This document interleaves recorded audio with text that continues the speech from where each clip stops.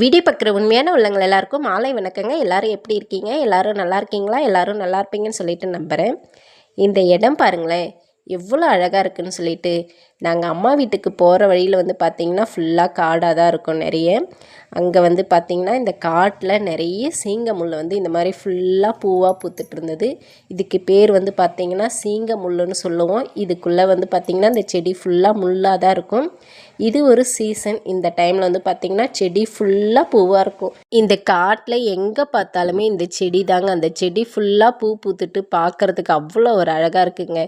இந்த பூ பூக்கிற சீசன் டைமில் வந்து பார்த்திங்கன்னா தேனீக்கள் எல்லாம் இந்த பூவில் வந்துட்டு தேன் எடுத்துகிட்டு போயிட்டு நிறைய தேன் சேர்க்குமா. கொஞ்ச நாள் விட்டதுமே வந்து பார்த்திங்கன்னா நிறைய காட்டில் தேனுமே கிடைக்குமா அப்படின்னு எங்கள் ஐயா சொன்னார்.